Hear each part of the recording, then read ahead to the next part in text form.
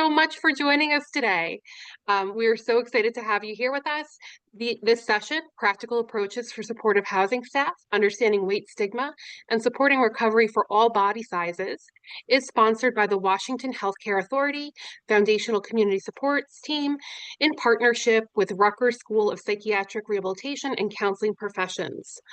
We are very excited to have you here. Today's session is going to be facilitated by Dr. Crystal Sosha. Dr. Crystal Sosha is a senior training and consultation specialist at Rutgers School of Health Professions in the Department of Psych Rehab and Counseling Professions.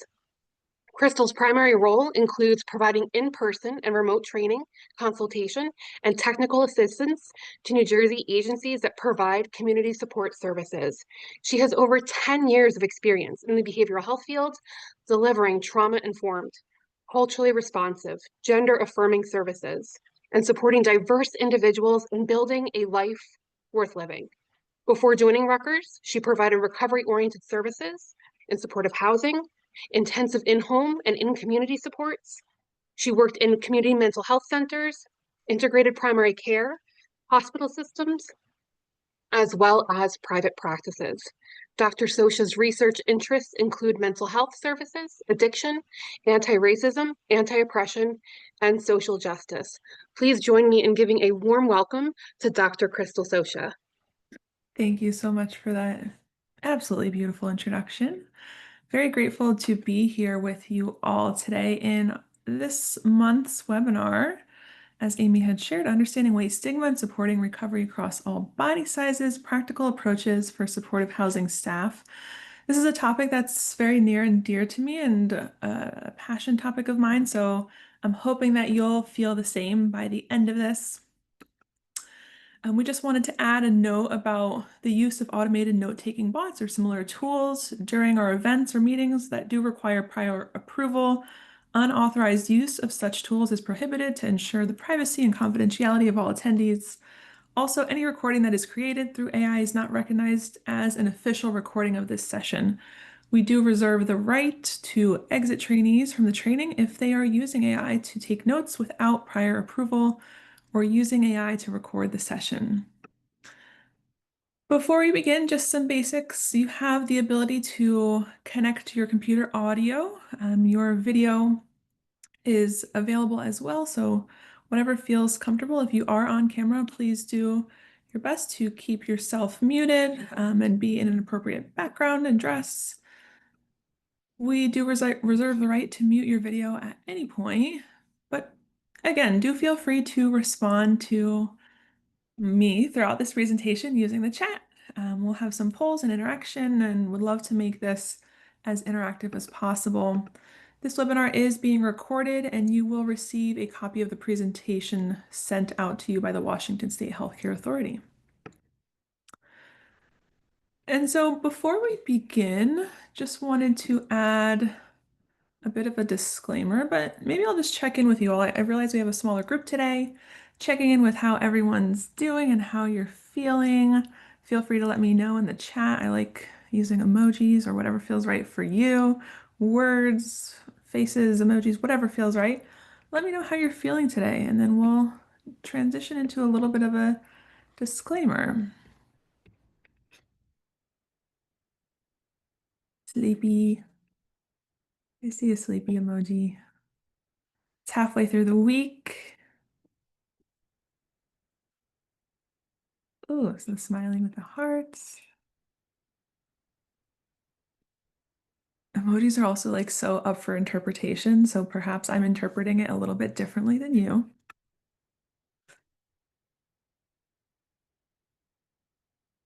Amazing. Oh, sad face. Well, hoping that we can get through this presentation together. Again, this is a presentation or a topic that I really do enjoy. And so I'm glad that you're all here with us, interested and happy to learn. And so I want to share a disclaimer as we're beginning, just acknowledging that today's discussion might bring up some difficult emotions, or maybe your own reflections come up throughout this conversation. what we discussed today might hit close to home for some of you, so feel free to take care of yourself. Talking about bodies can be deep and personal. And so, again, there is such a key element here in taking care of yourself in whatever way you need. There's a lot more to perhaps unlearn than there is to learn today. And so, what we explore and what we talk about might challenge what you typically believe about bodies or what you've been taught. And again, it might be uncomfortable and difficult. So, if at any point this content feels overwhelming or triggering, please feel free to step back, do what you need, and appreciate you being here throughout this journey. So, today, what we are going to do is define weight stigma and what that means. We will also identify and understand the impact of weight stigma. We'll take some time to learn practical strategies to support individuals, specifically those of you who are working in supportive housing, but can be applicable across the board. And then exploring ways to really challenge and address weight bias or weight stigma. And so, another disclaimer as we talk about this topic, there's a lot of varied language that's used throughout the literature. And so, it's important to acknowledge some of these pieces. When we say the word fat, what we're really defining is a neutral descriptor of the body, an objective adjective to describe bodies. And fat activists really strive to reclaim the word fat and strip it of its pejorative meaning, just like we can say tall or short. At the same time, we realize that it might not feel good to use this word as it's been historically weaponized. And so, considering that, it can be helpful to use additional language like larger bodied, higher weight, living in a larger body. These are words that are often recommended and again will be used throughout this presentation. Additionally, when we talk about language, you might be familiar with words that are often coined the O words like obese, obesity, overweight. And so these words really come from the Latin term obesis, which means to eat away or that has eaten itself fat. And when we use some of these terms, what we're really indicating is that, or implying, is that there is an ideal or an objectively correct weight. So by saying overweight or underweight, normal weight, we're implying that there is this quote optimal weight to achieve. And yet, we know, again, much of this literature or much of these words are used throughout literature, the medical field, considering the use of the BMI, and which we'll get into in just a moment. But throughout this presentation, we'll not be using those terms unless describing existing research, as oftentimes these words really pathologize body size. So I want to start with a few myths or facts. So we're going to myth bust here for just a moment. We'll start with the first one. Body size is a choice. And feel free to share in the chat. Is that a myth or a fact?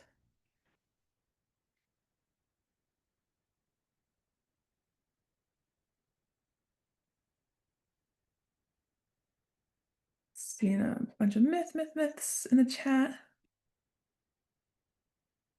Yeah. Well, you're spot on. Couldn't fool you there. What tells us that this is a myth? What do you know about this being untrue? And as you're writing some of your responses, yes, health factors, exactly. Health factors, genetic factors, hormones. There's so many contributing factors that play a role in body size. And it's not as simple as body size being, quote, a choice. Social determinants of health, absolutely. Yes. And so when body size is viewed as a choice, it then often leads to people in larger bodies make, quote, bad choices in their lives. When really what we do know is that there's so much more to body size, as you all mentioned, genetics, social determinants of health. Even if we all ate the same way and moved the same way, all of our bodies would still look very different. What about the second? The BMI or the body mass index is an objective measure of health. Is that a myth or a fact?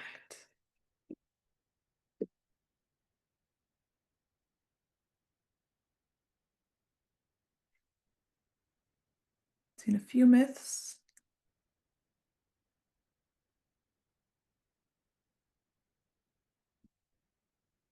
Ooh, we're pretty good here.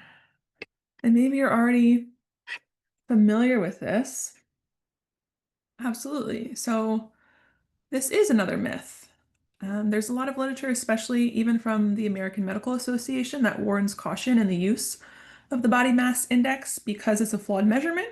It often doesn't consider some of those factors that we just talked about, and yet it's so deeply ingrained in our medical system. But the BMI really tells us nothing about a person's health.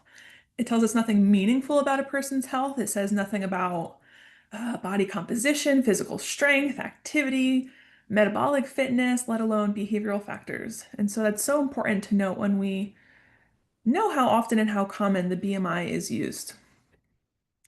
It also really has, and this could be a whole other conversation, just has a really oppressive and racist history. So keeping in mind the reason and the original reason for the use of BMI is not what it's being used for today.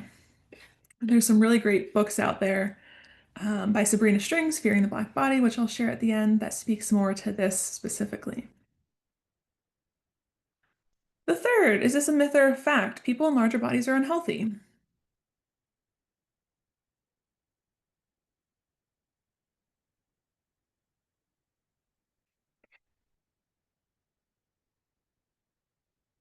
Myth, myth, myth, lots of myths.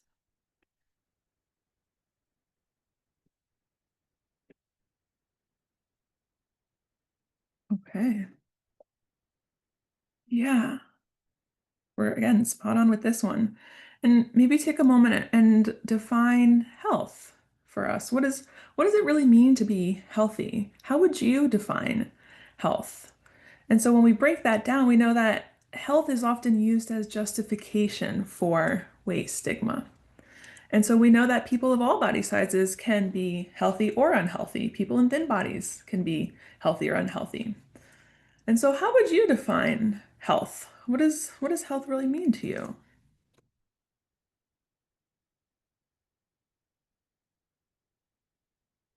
What does it mean to be healthy?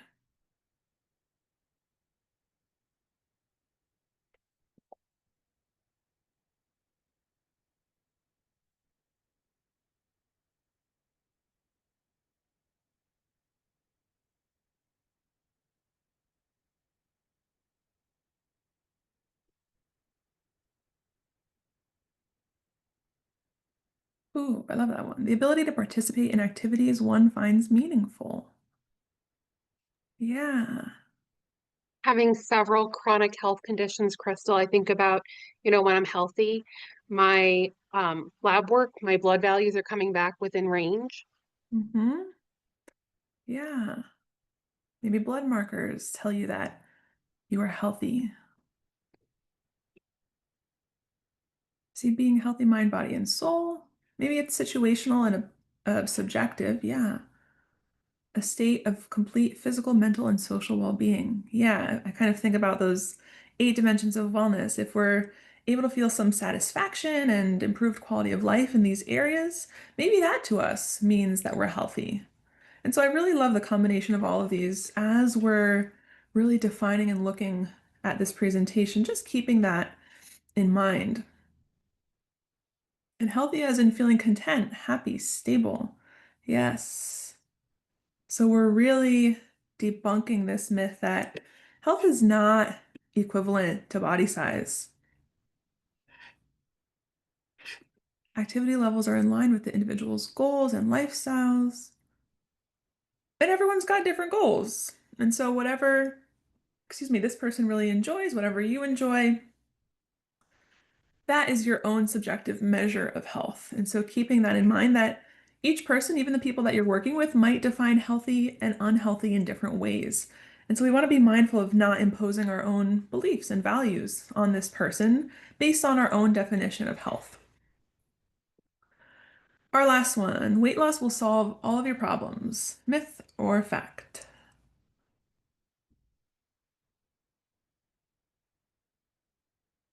I saw a little smirk, Gail. We know that's a myth.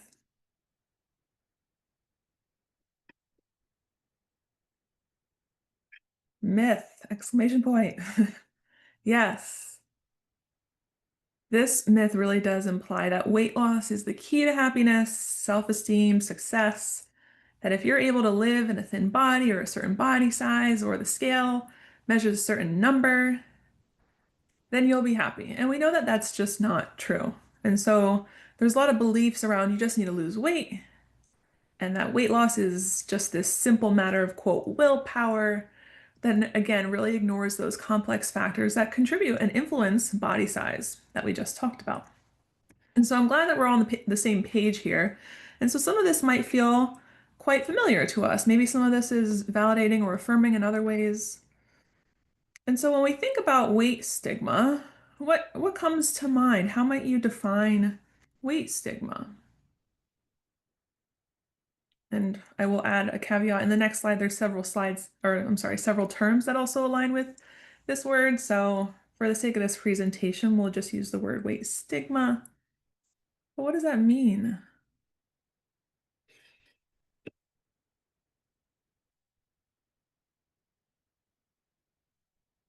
Yes, the belief that people that are overweight are lazy, or people that live in larger bodies are lazy.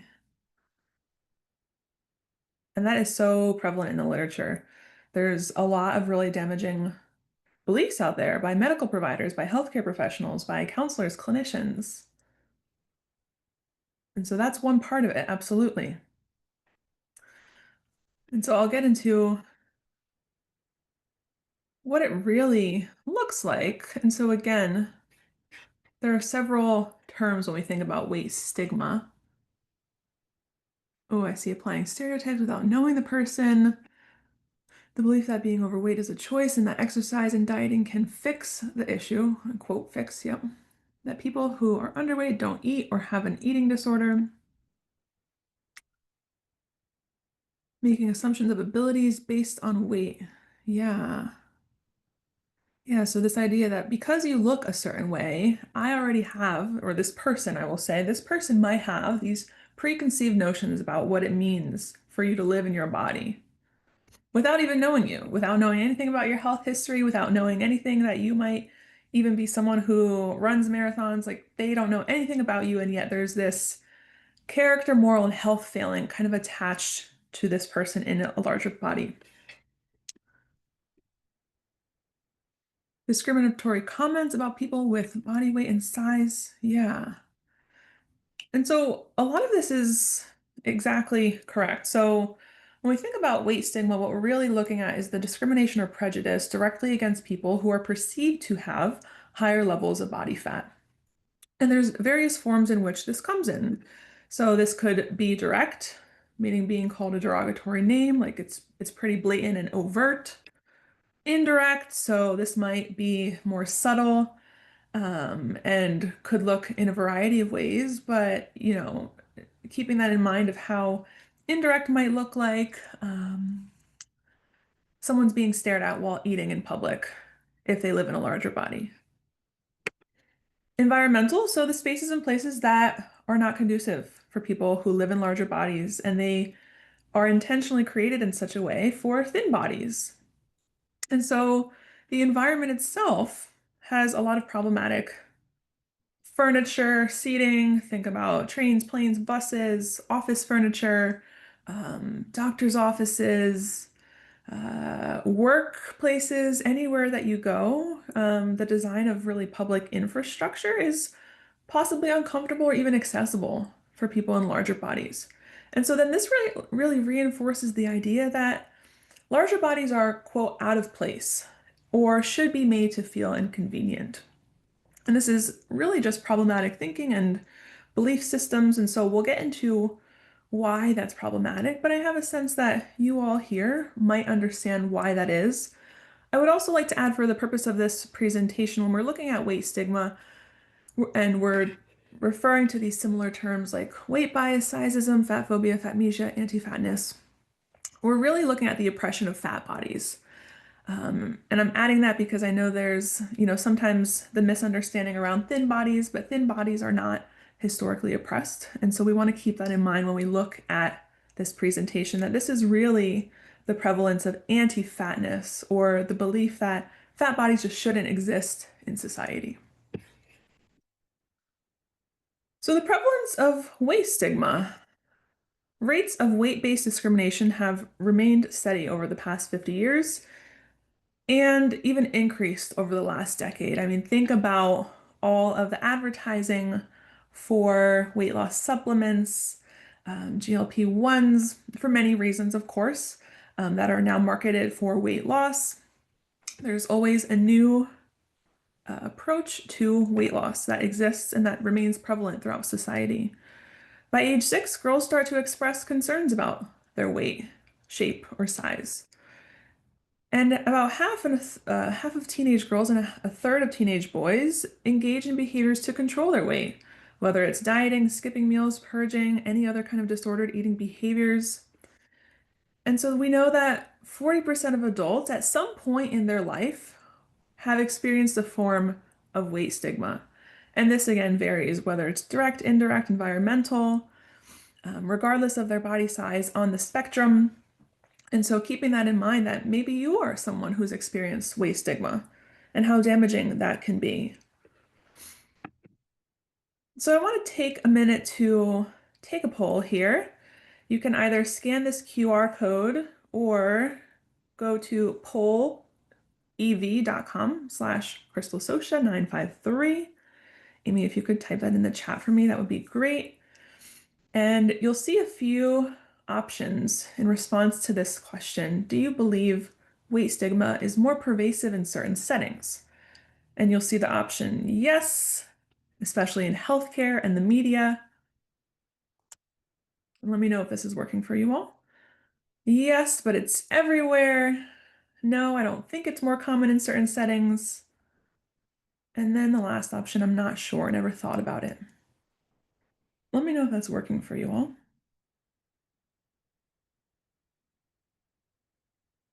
You might have to skip over, it'll ask you to input your name, but you can skip that.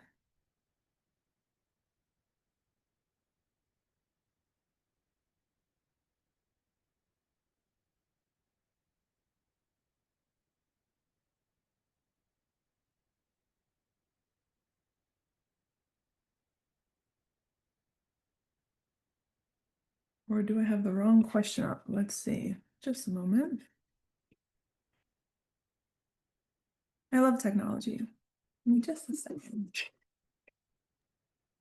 Someone's noting it's a different question in the chat, Crystal.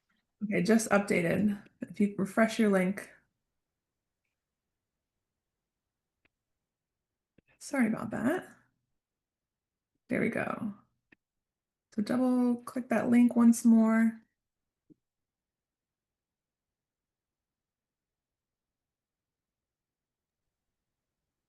It's working now.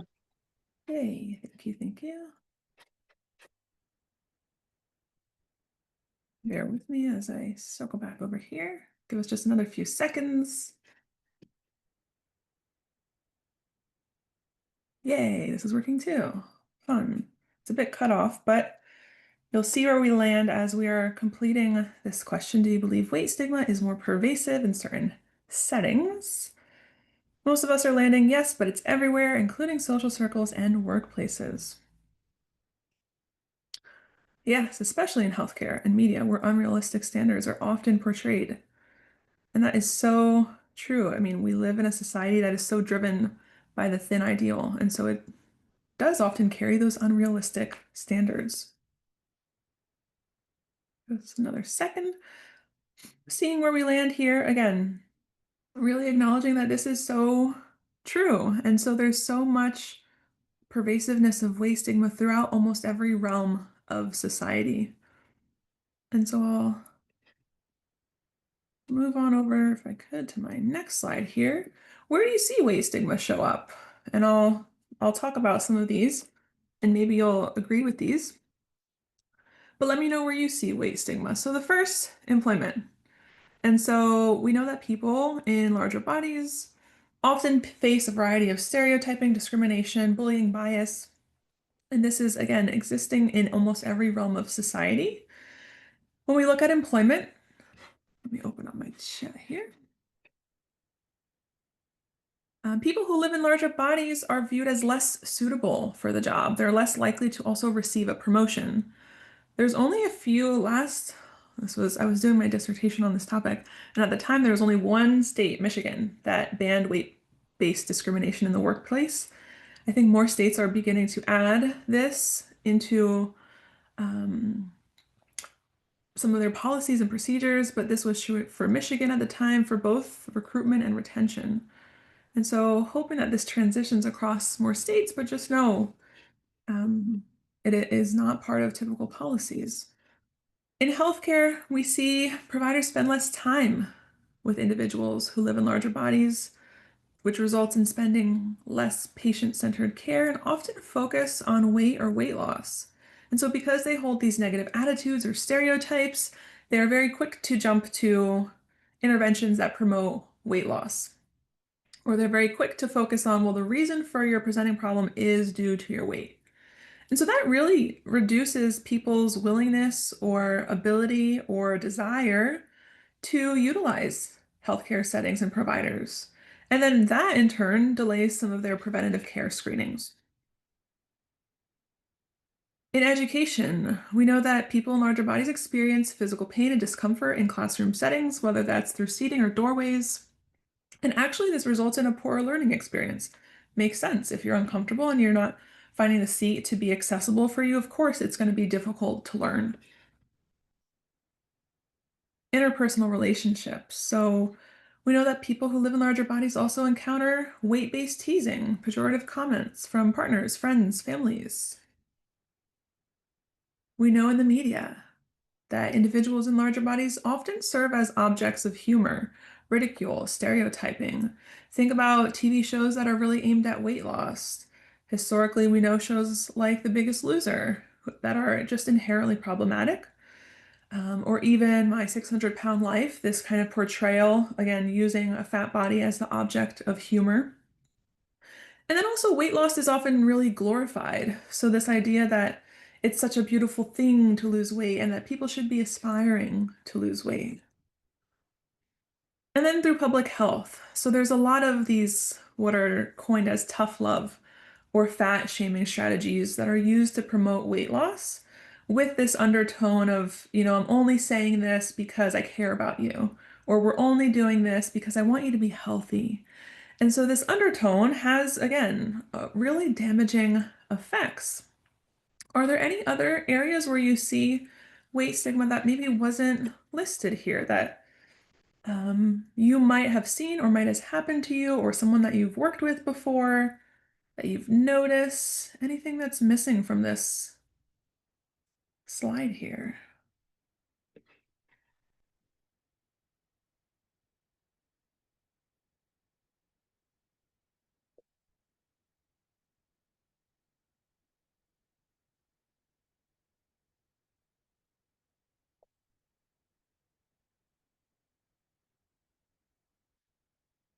And maybe I've covered it all. If there's something, please do feel free to share your thoughts. But we'll get into some of those causes. And so, again, when we're thinking about the causes of weight stigma, oftentimes there are these narratives related to what it means to live in a larger body or to be higher weight that might contribute to this weight stigma or weight bias because of these narratives about body size that oversimplify what it means to be healthy, which we've already just spoken about, and know that that's not true. This also includes environments that don't support larger bodies. Again, think about restaurants, movies, um, theaters really have incredibly small seats, and so that can be harmful and difficult. Oh, I see. Yeah, that's why so many people have body image struggles. Rationally, they know they don't have to, but emotionally, they cannot resist the idea. Of course, I mean, if you are living in a world that is or has such a strong emphasis on the thin ideal or this pursuit of thinness, then of course, you're going to feel like there's something inherently wrong with your body. Airplanes, yeah.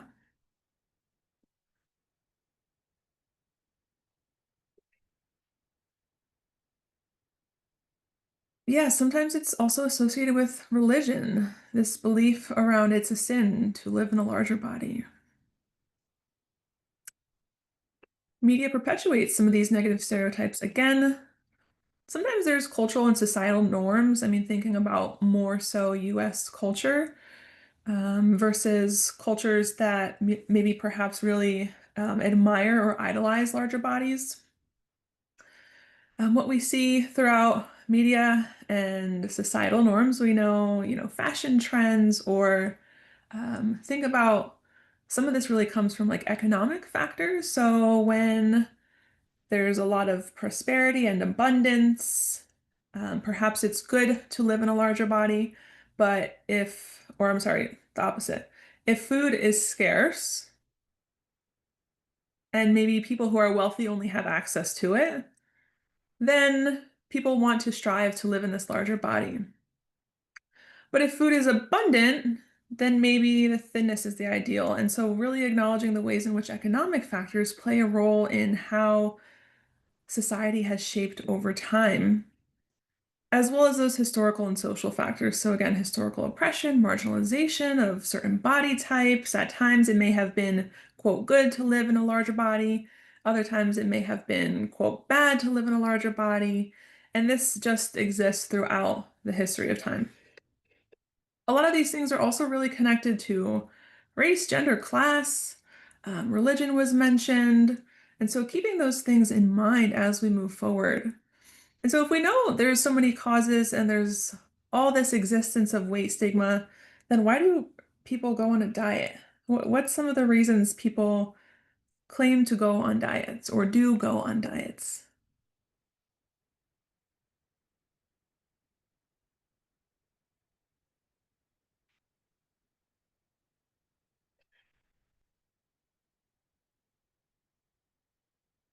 To quote, be or get healthier. Yeah. Societal expectation, feel better. Maybe negative health reports, which also leads to that misconception like the only way to improve your health issues is through weight loss, which is just a huge myth in itself because there's so many health promoting behaviors that people can do to also improve a variety of health factors. Lose weight, feel better, portray themselves as healthy, pressure from family, friends. Absolutely. Yeah. It is everywhere. I mean, think about the conversations that people have around you, and this is really where diet culture comes from. And I really love these definitions from fat activist Aubrey Gordon, who defines diet culture as a system of cultural beliefs, ooh, seasonal pressures, and that is so true. Think about we're in quote bikini season. How that became even a term is so interesting. But diet culture, yeah, summer body. Yeah, no one talks about a, a bikini body or a summer, I'm putting quotes, in the winter. But as we get closer to warmer months, there's a lot of pressure to lose weight or to achieve thinness. Brittany, I love that spirit. The beach gets whatever body I give it this year. Every body is a bikini body. It's called having a body and putting a bikini on. Pretty cool, huh? And so when we think about diet culture, we know that it really is this system of cultural beliefs and practices that equates thinness not just with health, but with moral virtue. And so this idea that there's a lot of morality tied to this, which advocates for weight loss at any cost. And oftentimes this results in providers prescribing disordered eating behaviors that would be problematic for someone who lived in a thin body. And diet culture isn't just a matter of being on a diet, but really of the social forces that make dieting culturally mandatory for us. And so dieting and weight loss is seen as a means of attaining a higher status, or you're only, quote, worthy or good enough if you adhere to a strict eating pattern and movement, routine. And again, really promotes this unrealistic body standard, an ideal that isn't so ideal, but yet it's so pervasive and really unattainable. And so, again, what we're seeing is that diet culture and how it exists around us worships thinness and equates it to health and moral virtue. And I like to add here, like you can spend your whole life thinking that you are irreparably broken because you don't look like this impossibly thin ideal. Diet culture also promotes weight loss as a means of attaining a higher status. So someone might be compelled to spend a lot of time, effort, energy to shrink their body. And despite the fact that no one can actually sustain weight loss over even more than a year, a lot of literature speaks to people lose weight in the short term, but in the long term, people typically gain weight back. And your body has a way of adjusting itself because our bodies maybe aren't meant to live in that body size. Diet culture then demonizes certain ways of eating while elevating others. And so people then are forced to be hypervigilant about their eating, shamed by their food choices. Think about the ways in which people describe food as, quote, good or bad, healthy or unhealthy, clean or, I mean, even the labels of organic, junk, really just indicating like that other food is, quote, dirty or that there's a wrong way to eat. And so it's interesting to start to pay attention to some of that language as you notice, maybe again, even the people that you're working with. Have you ever heard someone say, like, oh, I'm gonna be good today. I'm not gonna have the brownie. Or, I have to start again on Monday and I have to be okay with, making sure that I only eat healthy. Oh my gosh, yes. If I hear calorie deficit one more time, I don't like the notion of starving yourself to be fit. Yes. Yes, yes, yes. I'm with you. It is inherently problematic, and there's so much language that exists throughout society that is coined in a way that it's like you're being, quote, healthy, but really it is very oppressive, and it ultimately oppresses people who don't match up with its supposed picture of, quote, health. And so this harms women, trans and gender diverse folks, fat and larger bodies, and so keeping that in mind. What are some ways you've seen diet culture show up? I see the example of calorie deficit. I'll give a few as examples, and I'm sure there's others. Labeling foods as good or bad, which I just mentioned. Guilt-free foods. You ever see the label of a food that says guilt-free, sugar-free, fat-free, includes the amount of calories. Clean eating. Yes, fat-free. Waist trainers or shapewear. If you think about the Renaissance era, where corsets were used as a way to shrink bodies. And so now we've kind of got this modern day shapewear that exists with the goal of like shrinking your body. Wellness as a disguise for weight loss. And this is such an interesting one. There's a great book by Christy Harrison. I think there might be a podcast with it too called The Wellness Trap, and what it means when sometimes wellness is often disguised as weight loss. Think about every single diet that's existed, perhaps throughout your lifetime. Weight Watchers, a cabbage soup diet, Jenny Craig, lean cuisine, Weight Watchers, which is now bankrupt, by the way. Nutrisystem, Atkins, keto, intermittent fasting. Oh, I see more examples. Thank you for that. Clients being asked which shot is being used for weight loss or why someone is not doing it. Yeah. And that's a whole, I mean, a whole other presentation we can have. Like the original purpose of GLP-1s and their intended use, again, are being used for weight loss. It's like the next best thing in people's eyes. Zero sugar, keto, high protein, low carb. And I think, we've all been there. I think, well, I won't generalize it that much, but I think, yeah, there's a lot of things that happen in the media. I see the comment, I fall for it all. There's a lot of things that make you believe like you are not meant to live in this body and you should be doing this other thing. Weight They're Watchers, so yes. I was just going to call your attention to the Weight Watchers comment, Dr. Sosha. Sorry. Oh my gosh, no worries. Yeah, Weight Watchers has recently filed for bankruptcy, and my hunch is due to the prevalence of GLP-1s. Although I didn't deep dive into that, but just noticed how interesting, a very outdated prescriptive weight loss program is no longer running because there's another way to do that quicker, easier, faster.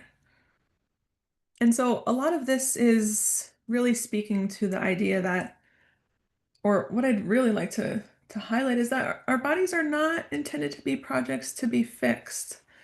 And so there's a really great book by Sonia Renee Taylor, Your Body is Not an Apology, that talks very explicitly about this idea. Our bodies aren't projects to be fixed. They're works of art that deserve to be celebrated. And body diversity will never be eradicated. We will always have thin bodies, larger bodies, fat bodies. We will have bodies of all sizes. And so everyone should be allowed to safely exist in their body.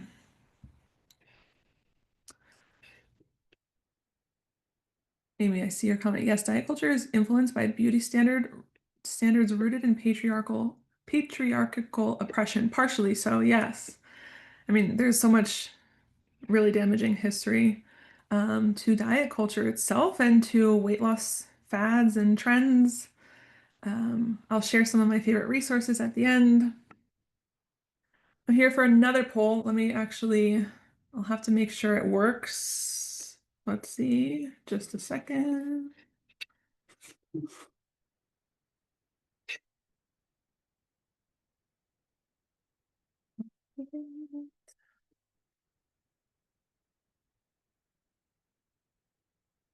I might have to do one at a time. Here we go. We'll try again. If you have access to that poll everywhere link again,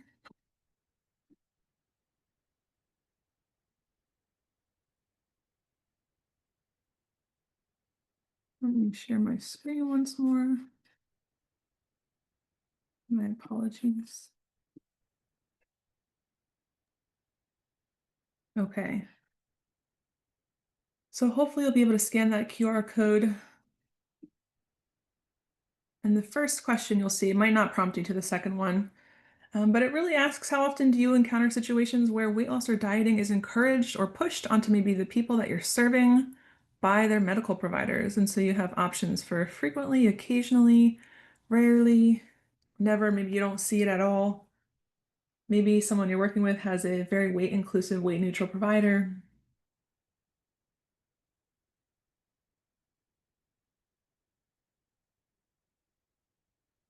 And then I'll just verbally ask the next one out loud as you're doing that.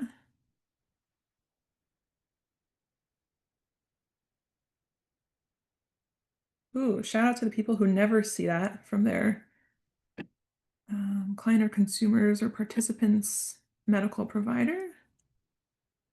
I see occasionally for some, but maybe not the primary focus. Maybe people do come in seeking weight loss and it is a major focus. It's always such a curious thing because you wonder, where does that come from? Where does the desire for thinness come from for this person specifically? When did they learn it was bad to live in a larger body? I don't believe we're able to see the updates of the survey. Everything just reads 0%. Oh, that's so fun. It's just me. Darn. Why? It Thank you. wouldn't be a webinar without some IT issues. Okay, darn. Well, disregard that then. My other question then is, let me just go back to my question slide. How many of your clients have tried a diet and been able to keep the weight off long term? Maybe some of them, none of them, all of them. Question number two, how many of your clients or participants have tried a diet and been able to keep the weight off long term? Disregard the code for now. Just let me know in the chat.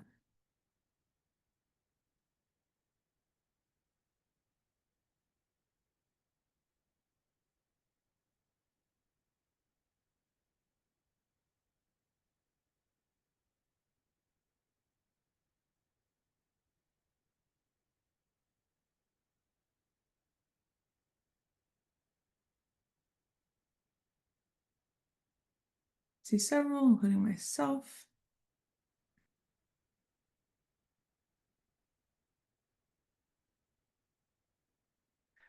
Maybe for some it's none. You might not have anyone who's successfully kept weight off after dieting. Very few.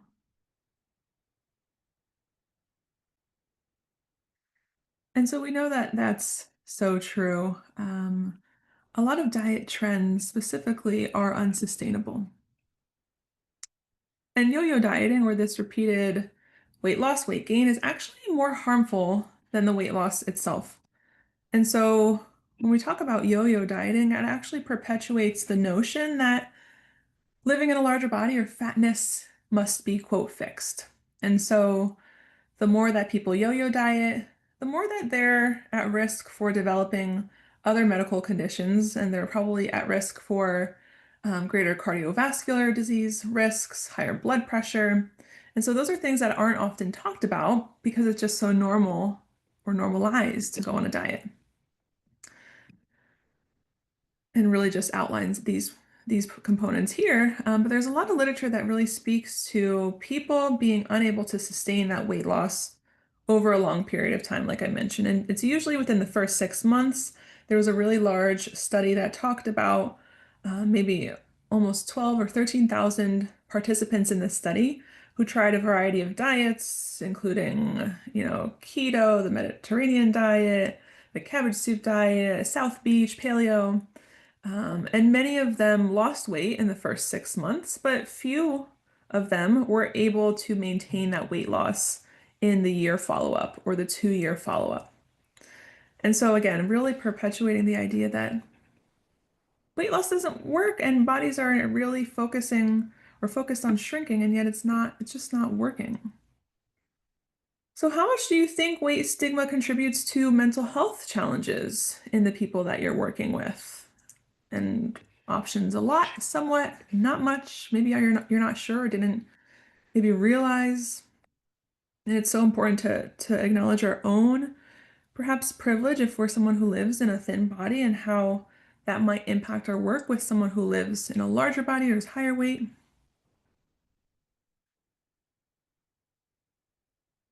Yeah, seeing a mix of things here. A lot, somewhat, not much. Maybe we're not sure. A lot, a lot. Yeah, absolutely. It's a major contributor to a lot of people's concerns around anxiety, depression, think about low self-esteem, a lot, even if they don't like to talk about it. There's so much shame around it.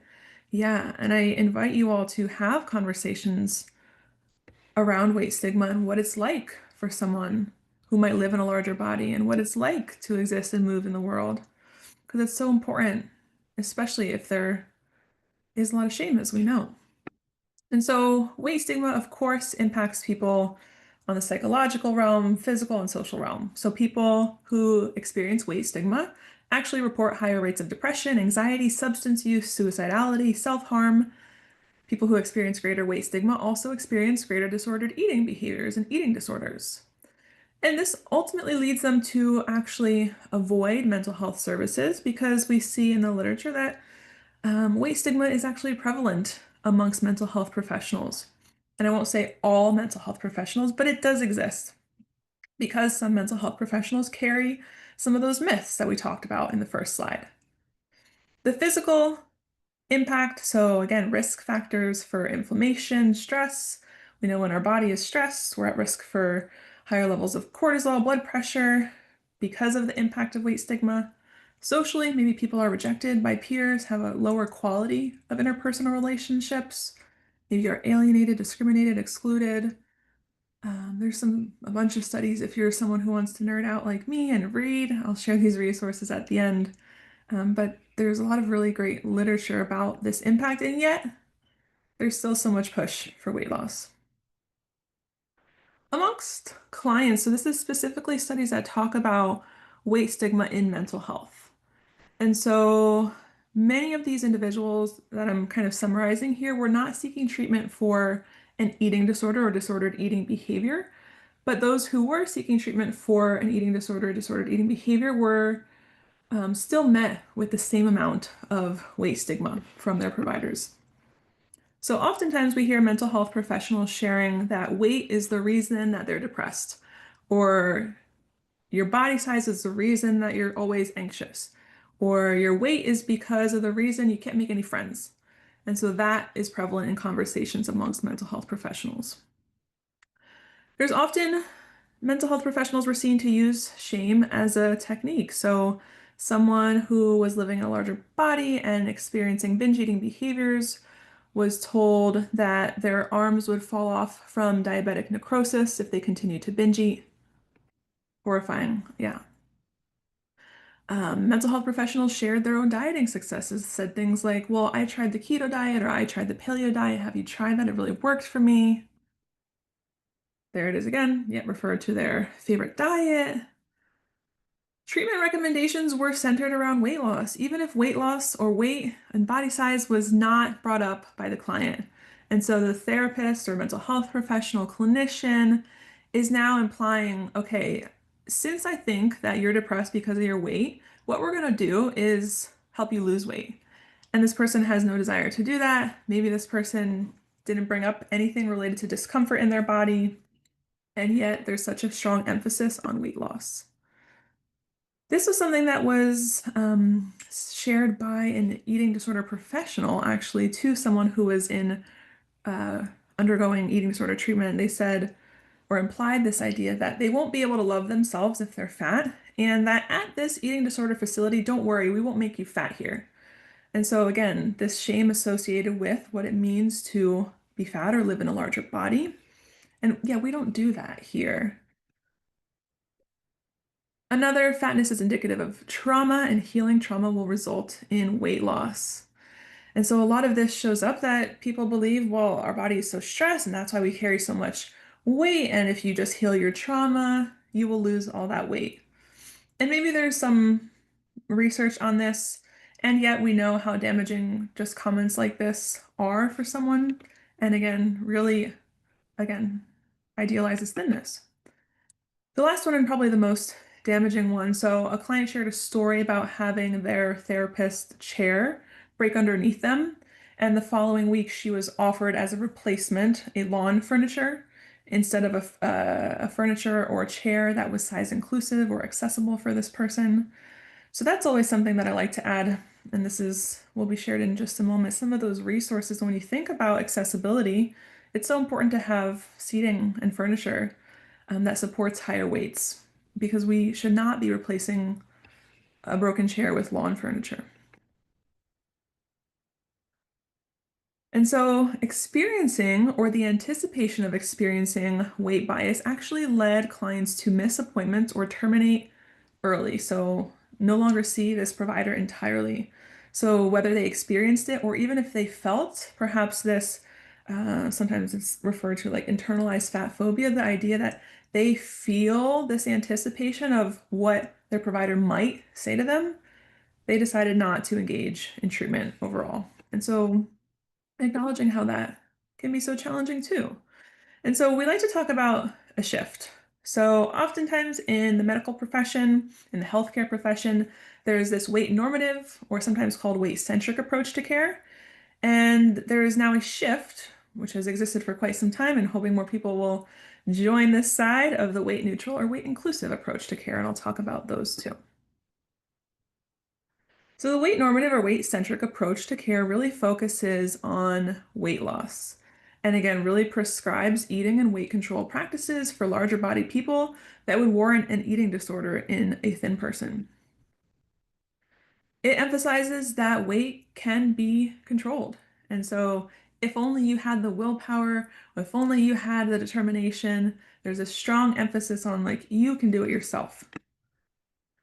There's a belief around the personal responsibility for healthy life choices. Again, we know that there's so many contributing factors to many of these things, especially if we're considering the social determinants of health. There are so many reasons why or why not people have access to things. And again, really assigns pathology and inferiority. And there's a lot of harmful things associated with this approach as well. And yet, it is something that might regularly be practiced by many individuals because of these beliefs. And so ultimately, we know that weight-based approaches to health actually increase weight stigma. If I'm constantly being told to change my shape or size, of course, I'm going to feel stressed about the body that I live in. And of course, I'm not going to like the body that I live in. And so this is true amongst mental health, or I'm sorry, healthcare professionals. Do you know anyone or have you been with a client or consumer participant who recently attended an appointment? And if you could share a little bit about some of those experiences where maybe the medical provider was using this weight normative approach or was encouraging weight loss and what that was like. Because, of course, there's many different reasons how this comes up, but some can be quite damaging. Healthier professionals who hold this weight normative approach often report having less respect for people in larger bodies, endorse some of those beliefs we mentioned early on. So because they believe that fat and larger bodies are a problem, they believe that they are unmotivated, lazy, and unlikely to follow treatment recommendations.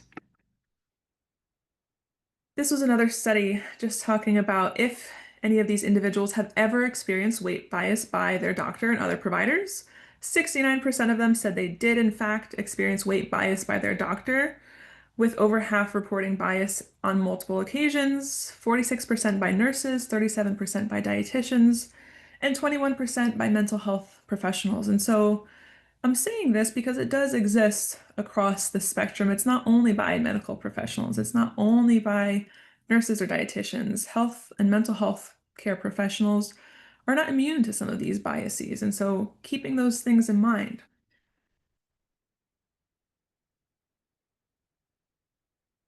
Weight stigma in mental health. So there's a lot of literature that speaks to mental health providers also assign greater levels of symptomology and pathology, meaning like this person lives in a larger body or is higher weight, and so they probably have major depressive disorder, severe, like add that severe component. And so they assign different diagnoses, treatment goals, and prognosis due to their weight. They have significant levels of negative attitudes and beliefs towards people in larger bodies. And this might be true specifically, research shows, in young white females who might be less experienced mental health providers. We know that if we're looking at the counseling profession, this kind of adds up. 66% of counselors are white and 76% are female. So it makes sense it could be prevalent throughout, and just acknowledging that statistic as well. And so before I get into a question, I just want to transition to this weight neutral or weight inclusive approach to care. Is anyone familiar with this approach? Is this a new term to you? What do you know about it?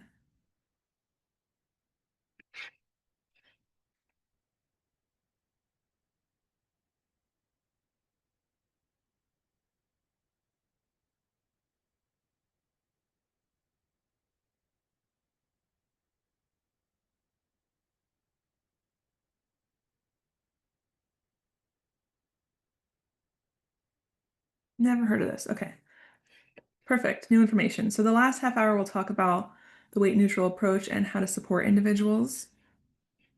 So I'm glad that maybe it's new for some of us, maybe it's familiar for others. And so when we talk about the weight neutral or weight inclusive approach, the terms are typically synonymous. It really focuses on a person's capability of achieving health and well-being independent of weight when this person is given access to non-stigmatizing healthcare. And so we know that health and well-being is multifaceted. And so there's often a strong focus on directing efforts to improve health access and reducing weight stigma. So this approach also acknowledges like you have the right to exist in your body without prejudice or discrimination. It really honors body and size and diversity. And so we want to keep this in mind as perhaps an ideal approach when we're thinking about working with individuals, because we want to be supportive of all body sizes. And so we want to really shift away from weight as a focal point to treatment intervention and really explore ways to promote health behavior that maybe aren't centered around weight loss, because there's still so many things that you can do for your body that may improve your health. So, what do you do to promote health without focusing on weight? What are some of the interventions that you provide to the people that you work with that might be considered a health promoting behavior?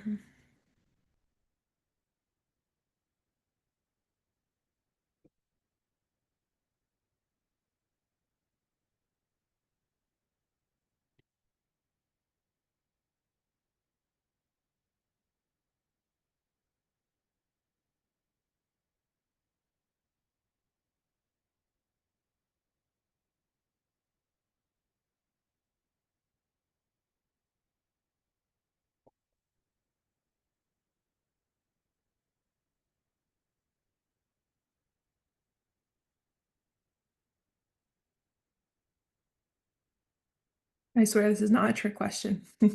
What are some things that you do to help people improve their whole health? Take a mental health break, take a walk, positive support for holistic, healthy lifestyle. Yeah, say more about that.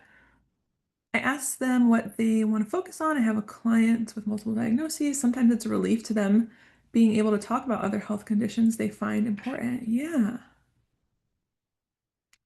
Maybe it's just a conversation around what's happening for me, what I'm experiencing. Maybe it's, think about, and when I say health, I don't only mean like our physical health, think about our mental health too. We're doing a lot to support people in those realms collectively. Oh, I see more responses. Providing fresh fruits, veggies, promoting healthy social supports, build community, encourage gardening, and providing, garden beds. That sounds like fun. Be focused on client's plan. Say more about that. And I have a feeling I know where you're going with this one, but when I think about creating a plan with someone, what we want to make sure is that we're collaborative and that we're using the words of the person that we're working with and not adding words that we believe is best for this person. What else? Anything else? Maybe interventions that you provide.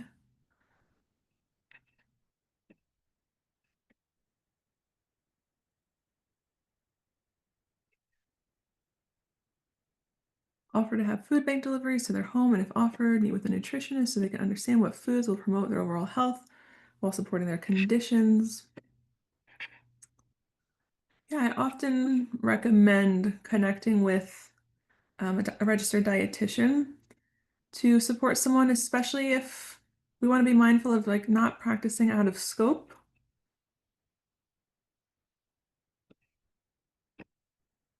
There are so many positive lifestyle choices that have greater impact than weight loss. Support the choices that are working for them and to maximize them. Yes, exactly. There are so many things that we can do, and I've only named a few here. We can promote health by talking about sleep and sleep hygiene. I mean, think about what sleep does for you. It doesn't have to do with weight, but it talks about how you can improve your health and maybe energy. Social connection, connecting with others is so important. We are human beings. We thrive off of connection. We thrive off of the ability to interact with others. And so it's so important for our health that we are supporting people with engaging with others, whether it's finding new community groups, finding new ways to interact with people, building social skills and communication skills. Stress management. Think about the ways in which I know for me, when I feel stressed, it's like tension in my shoulders. I start to get really horrible migraines. And so, okay, if I know that I can figure out ways to decrease my stress, I know that that's improving my health. And joyful movement. This is something that I like to be so mindful of. I often like to ask, what are activities that you used to do as a child? Acknowledging depending on a person's abilities, it might not be the same thing, but movement should never be a punishment. Movement should not be horribly painful. Movement should not be dreadful. Movement can be incorporated in ways that are best for this person. So, whatever brings them joy and connection with others, not weight loss. It does not have to center around weight loss. We don't need to go for a walk just to lose weight. We don't need to sit outside and enjoy nature to lose weight. And so being mindful of these behaviors and these interventions that we can still support someone with. Also, I like to encourage, like in our conversation, be mindful of how we are talking about food and doing our best not to moralize foods as good or bad. So perhaps staying away from language like, you need to stop eating this junk food, or this food is really bad for you, or this food is really good for you. Focus on what that food does for this person. If this person enjoys eating, I don't know, understand the food and the reason. It can be helpful to explore, like, how do you feel after you eat this food? What is it like for you? Is this person connected with their hunger and fullness cues? Does this person eat for enjoyment, or is this person unsure about some of those things? Some other ways when I think about promoting health without a focus on weight, emphasizing how someone feels physically and emotionally. And so, I mean physically and not how their body looks, but physically and how they have energy, things that make them more fatigued and tired, things that drain them, how they're feeling emotionally, what's contributing to depressive symptoms, anxious symptoms, any other mental health related symptom. Promote movement for enjoyment, as I mentioned. Provide education on mindfulness practices. What a beautiful thing it is to be more mindful and practice mindfulness skills throughout many different spaces. Encourage skills to regulate emotions, and this can be so helpful to, again, manage stress, suppressive symptoms. Help people develop a positive relationship with food, and I think this really comes from the way we speak about food, our bodies, the things that we do. Um, Everything that we do is modeling for clients or participants. And so we want to be mindful of how we're talking about food in front of this person. Monitor physical health while respecting their dignity and autonomy. People have the choice to follow treatment plans. People have the choice to not adhere to medical providers' recommendations. And that can be really frustrating for us if maybe perhaps we know, this person might be at risk for additional chronic health conditions. Could be some life-threatening conditions happening, and this is the recommendation of the provider. It's not so simple as it is to, wake up tomorrow and say, well, I'm going to do all these health promoting behaviors because my doctor said I have to. And so just being mindful of how we can still support a person's ability to make their own choices. Linking to resources for physical health, and that also includes resources for dietitians. I always search for non-diet, anti-diet, health at every size aligned dietitians that can be helpful in supporting someone with their relationship with food. Maybe it's focusing on their access again, like many of us have shared, how to support someone with access to food, and any other resources that might be helpful to support someone in achieving their whole health.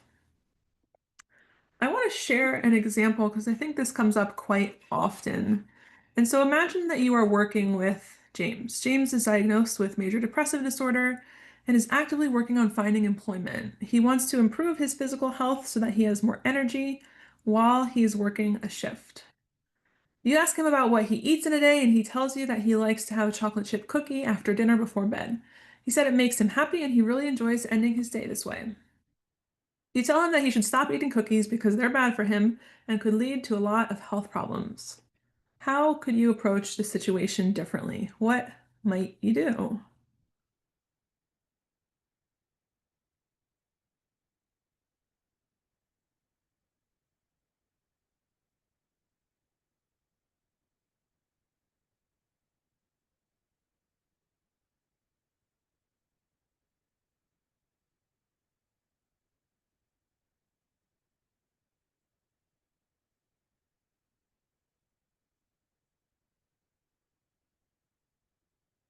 And I will add, if you're feeling confused and thinking, well, I would have said the same thing. Okay, let's be curious about that and let's see if there's another option.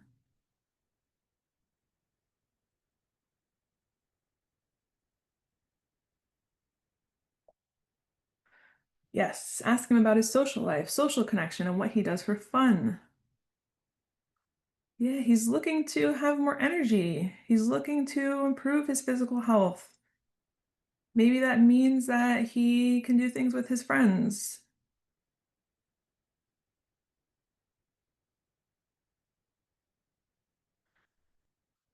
Let the man enjoy his dang cookie. That's the spirit. Yeah, and maybe it is a further exploration. I think the goal is not to take the cookie away from him. It's to, yes, explore what are other things that have given you energy in the past? What are things that have maybe provided you with joy or uplifted you? What are things that can support you in um, feeling some connection to others or the world around you? Some people really enjoy nature. Some people enjoy interactions with others. Some people enjoy pets or animals. And so I think first and foremost is like validating. Um, I guess a lot of validation comes in here a long way. If this person enjoys eating cookies, validating makes a lot of sense that you enjoy eating a cookie. It sounds like that cookie brings you a lot of joy. And maybe he has his own beliefs around what cookies mean, or maybe someone's telling him to stop eating cookies. I see some examples. Encourage his happiness and ask him if he can perhaps find an alternative that is still a reward but might be healthy. Encourage him to find happiness other ways. And I think what I'd like to challenge here is the cookie is probably not depleting his energy. The cookie is the one thing that's bringing him joy. So, what else can we add to his life that might make him feel good or feel happy? Yeah, explore more things that make him happy. I would ask him if he's free to bake some cookies together. Cecilia, I'm joining you. That sounds incredible. Together we can learn to make some, I'm seeing protein-based cookies. So maybe we want to support, okay, yeah, here, let's have some cookies and let's learn other ways to bake. And maybe he likes baking and now we've learned he likes to cook and bake.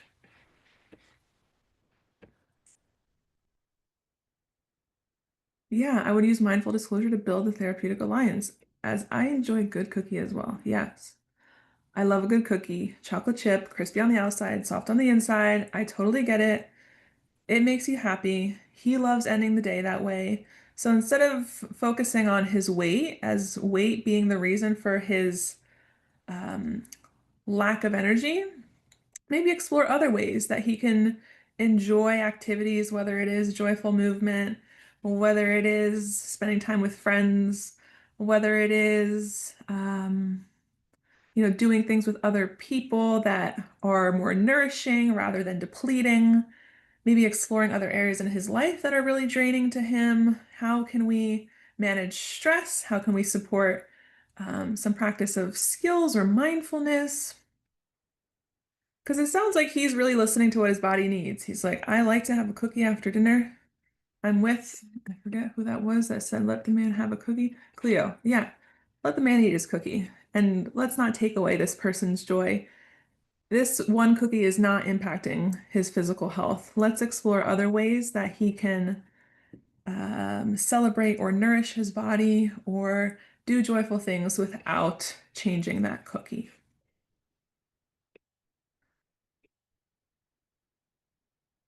So, other ways that I want to be mindful of as we're talking about addressing weight stigma, I think I have maybe another example towards the very end. We want to be mindful of creating inclusive and supportive environments for all body sizes, using a weight neutral approach, meaning staying away from weight loss, but finding ways to promote health in different ways. Focus on those behaviors, not weight. Encouraging body acceptance and self-compassion. Excuse me, again, being mindful about the conversations that we have with people. Are you shaming your body in front of them? Are you shaming other people's bodies in front of them? And then, so really, by doing so, we want to avoid reinforcing weight stigma. Some strategies that we talk about are having spaces that include sturdy open arm or armless chairs that can support all body sizes, high firm sofas that support higher weights, diverse body images in your marketing or reading materials and decoration. Maybe there's a statement on the website about body size accessibility for the building, similar like you would for someone who requires accessibility. Providing access to adequate air conditioning and ventilation. This is so important. And so keeping these things in mind as you're thinking about your space and your environment and how you could be more accessible for all body sizes. For perhaps our nurses and medical providers in the room, using medical equipment that can accurately assess all body sizes. Increase autonomy by asking, would you like to be weighed today? Wow, you actually gave me the choice if I want to be weighed today. Typically, weight is, maybe this is a provocative comment, but weight is typically not necessary for someone's medical treatment, especially if you're there frequently or if what you're doing has nothing to do with your weight. And so giving someone the option if they'd like to be weighed, if they'd like to do a blind weight, meaning being weighed backwards, asking not to say the weight out loud as someone who's getting weighed, providing that option for blind weighing, recording weight without comments. I cannot stand when a medical provider says, well, just take off your shoes and your jacket, you'll lose a few pounds. That's not the goal here. Ask some if someone wishes to discuss their weight or health. Medical providers, and this is true for healthcare and mental health care professionals as well, ask if someone wants to have a conversation about their weight. Ask if they're willing to talk about their body size and being mindful of what that means and being curious and compassionate rather than critical. And so when we look at our role, if you're someone who's in supportive housing, we want to be mindful of addressing our own biases, promoting cultural humility, providing advocacy and support when someone is facing weight stigma, or if you notice someone's making a comment, or if their medical provider is making a comment, why not advocate for them? And then really working collaboratively with clients. I think it's important when we look at the goals of psychiatric rehabilitation. If you're familiar with psychiatric rehabilitation, it's really a philosophy where you believe that someone is able to recover. And so, in order to be a practitioner or service provider or a staff person who's working with someone, our goals are really centered around these things. We're helping someone with their recovery, we're improving their quality of life, and we're helping them to integrate into the community, to live independently in an environment or community of their choice that goes beyond simply just the place of residence. And so, if we're keeping these things in mind, what we want to be doing is not worsening their quality of life by commenting or making assumptions about their body or body size. We also want to be mindful of these values of psychiatric rehabilitation. And a lot of this is driven by empowerment. The person has the ability to recover, learn, and grow. We want to empower someone and their dignity. And I'm just going to breeze over this one to get to another slide here. But keeping in mind some of these principles of psychiatric rehabilitation, if our goal is to be strengths focused, if our goal is to be person centered, if our goal is to really provide skills training for this person, being mindful of how we're delivering those things. And so, what can you do as a provider? It could be helpful to consider reflecting on some of these questions. Do I make assumptions or judgments about individuals with higher body weight? Do I treat people differently based on their body size? Do I quickly perhaps jump to weight loss solutions? What conversations do you have about body size, dieting, or health? Do they prioritize thinness or the pursuit of thinness? I love this one. This is great across the board. What would you be recommending for a thin-bodied person who is seeing you for the same presenting problem or issue? And so maybe keeping in mind how that question might shift your perspective. This is also a good question if someone is experiencing medical weight bias, or encouraging them to ask their medical provider this question. Do I form opinions about someone's health, eating habits, or exercise routines based on their weight, shape, or appearance? If so, why? Where do these beliefs originate from? And being curious, I learned or heard a really great quote from Dr. Peralta, who is a wonderful weight inclusive provider. And she said, our discomfort is data. It's telling us something. It is telling you that you have to be a little bit curious about what's this discomfort about? What's coming up for me? How can I understand this? What can I do to make sense of it? So beyond understanding your own weight bias, it could also be helpful to increase your interactions with individuals of a variety of body shapes and sizes. Maybe shifting your language to be more inclusive, maybe letting go of some of those O words like obese, overweight, and maybe using language that is shared by the person that you're working with. That's also important to be mindful of. If your person identifies using one of the O words, then perhaps you want to mimic or mirror their language. But when we're talking about people, we want to be mindful of perhaps not using some of this pathologizing language, and could be more helpful to use language like larger bodied, living in a larger body, higher weight. Just got to that one. Avoiding language that might still instill shame related to eating, body shape, or weight. Thinking about how we describe food, like bad, dirty, toxic, or junk. Maintain a zero tolerance stance towards jokes or remarks that demean others based on their weight, body shape, or appearance. So maybe let's not frame larger bodies as a joke or something to be laughed at. And of course, there's some really great training out there on weight stigma. But I want to end with another example scenario and then some resources that I find so helpful.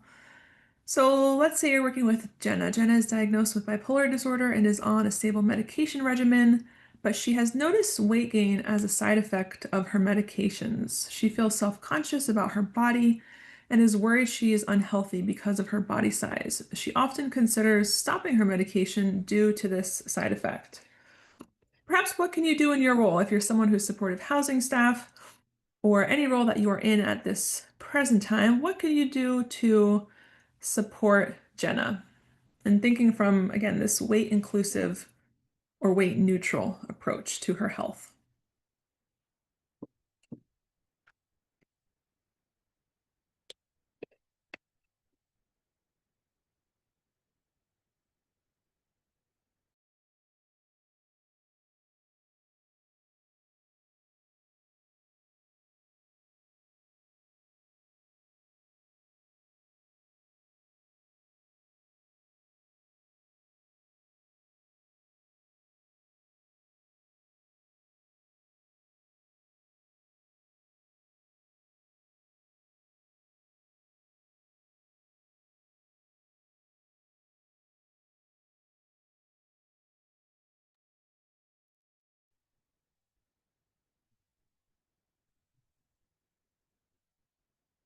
What's the first thing that might be coming up for you? And any answer works. I'm open to all answers.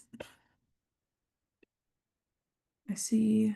Try to reframe it so she realizes the benefits of her mental stability and the stability that will bring could be more beneficial than being worried about something that fluctuates like medical weight. Sounds wonderful. Maybe that requires a little buy-in, psychoeducation around this medication. Let's get curious about, what it means to gain weight. It's usually not the weight gain that's the problem. It's the core belief or the feelings under the weight gain. And so understanding like what does it mean for you to gain weight? Why is it bad to live in a larger body? I see another comment. I will recommend to talk with her provider to check on her medication and alternatives to avoid weight gain. Of course, and there maybe are options. If that's one of her biggest concerns, then perhaps there are other alternatives. And I think a lot of this is being curious, like providing some psychoeducation, reminding Jenna that her health is not defined by a number on the scale. Maybe helping her track other health metrics or being mindful of other health metrics. Like, how are your energy levels? What does it mean to be healthy? What does it mean to be unhealthy? I see another comment. I'm lucky and have a great doc on site. I'd asked her if she'd like to chat with him together about her concerns and go over specific health markers that aren't weight, blood pressure, blood sugar. Yes, love that. So we're going beyond the number on the scale. We're looking at health markers that could indicate whether someone is, quote, healthy or unhealthy. And I think understanding from Jenna, like, how are you defining health? What does it mean for you to be someone who is healthy? Maybe what does your routine typically look like? Are there, how's your mood? How's your sleep? What does food look like for you? Could be about promoting self-compassion and kindness towards her body, and that's such a long journey, of course, but maybe reframing like, what does your body do for you? And that can be tricky because sometimes that comes from perhaps an ableist perspective. And if she is someone who really aligns with affirmations, maybe exploring like what are some of the things that your body does for you. For example, my body helps me sit in this chair and have this presentation with you all. My body helps me drive to see my niece 2 minutes down the road. I see another starter plan about her daily food choices and possible look for meals that will help her stabilize her weight. And I would, again, be curious about what kind of food choices you're encouraging her. Because are we imposing our own beliefs around what Jenna, quote, should be eating? Could we incorporate another provider? Do we have to focus on her body size to promote her health? Can we use maybe some cognitive behavioral strategies or ways to improve how she feels in her body and her body image without focusing on weight loss? And so keeping that in mind, if our first like maybe gut reaction is to put her on a meal plan and figure out food for her, let's be a little curious about that. Like, are there other alternatives that we can provide to this person? Can we encourage self-care? Can we encourage being gentle to her body? Can we encourage gentle movement? Any kind of movement is movement, and so sometimes we forget. We don't need to be doing intensive cardio to move our bodies. Could it be about engaging in hobbies that she enjoys? Could it be about finding clothing that she really loves? I've slowly created a size inclusive clothing list that I'm happy to share with anyone. Also includes tall sizes because I'm a tall girly, and so there's not many tall clothing styles. Encourage community support versus isolation. Yeah. Sometimes, a person's own thinking around their body contributes to greater depression, contributes to greater isolation. So, what might it be like to be around people who are safe and people who won't judge you and people who you feel comfortable around and confident around? So, really just want to emphasize that. I want to summarize, but also share some resources before I do. I know this was really only scratching the surface, and there are so many other greater conversations that we could have, but acknowledging the prevalence of weight stigma and really doing our best to work towards this weight inclusive approach. This training, of course, doesn't mean that you're an expert on this topic, but it does mean that you've got perhaps some new information and maybe can be curious about if you're someone or working with someone who is being recommended weight loss as the cure to their presenting problem. And so always making sure that we provide autonomy and encourage autonomy for someone that we're working with. This person has the ability to make their own choices around their body. And so even though I'm talking about other ways to promote health, some people still want to lose weight. And so we have to acknowledge that. We can be curious about that and we can explore with that person. And at the end of the day, it is this person's decision to um, do the things that they want to do. So I want to share the evaluation. Amy, if you could put that in the chat. But before you go, I wanted to share some of my favorite resources. If you're not familiar with the Association for Size, Diversity, and Health, ASDA, my favorite group of people of all time. There are health at every size providers on there, weight inclusive providers. If you're a medical provider, the Association for Weight and Size Inclusive Medicine is a really great resource. There's providers across the United States that are trained to work from this weight inclusive lens. The National Association to Advance Fat Acceptance, great just advocacy group. The Harvard Implicit Bias Test actually includes weight bias on there, so maybe checking that out, being curious. And then we'll share this presentation with you, but this is a weight neutral providers. It's like an Excel spreadsheet that was created by fat activists of providers throughout the United States that work from this weight neutral or weight inclusive approach. So that is really incredible. Don't feel like you need to write all of this down now because it will be shared with you soon. Otherwise, I want to share some final resources before we head out here. These are some of my favorite books of all time. Literally could keep them under my pillow and just sleep with them forever. They're the best books. So you'll see some of these books that I referred to. The Body's Not an Apology, Fearing the Black Body, which really speaks to the racial origins of fat phobia and its oppressive nature. Belly of the Beast by Deshaun L. Harrison. They talk about some of the associations with anti-fatness as anti-blackness. Aubrey Gordon is a really incredible fat activist who has several books. Virginia Soul Smith comes from the parenting lens and how to talk to kids, teens, adolescents. Anti-Diet has a podcast on Spotify as well. Really just a great read. And then Reclaiming Body Trust Hillary Canavy and Dana Stewart Heaven are a duo. They're a counselor and a dietitian duo who have done a body trust certification training, which is quite an expense, but what a beautiful resource. They have a great book. Project Heal also offers a variety of free groups for fat and larger bodies, topics on body liberation, all the things. Aubrey Gordon is my hero. Yes. And so encourage you to check out some of these things if you haven't already or be curious about reading them. I would not share it if I didn't read it or didn't like it, so just know that. But wanted to thank you all. We appreciate your time, attention, and participation. Again, today's webinar was hosted by DBHR through the Washington State Healthcare Authority. Amy also shared in the chat, we'd like to remind you that the slides and a link to the recording of this session and a wealth of other resources will be in the follow-up email. If there's anything that I talked about that you need a resource for, I'm happy to share that with you. More information on becoming an FCS provider is here as well. Just wanted to share my contact information. And again, thank you all for your openness in engaging in this dialogue. If there's something that you want more information on, again, acknowledging how foundational this presentation was, and maybe it was literature heavy, but I hope you had a chance to take at least a few takeaways with you. We hope to see you another time, and thank you again. Take good care.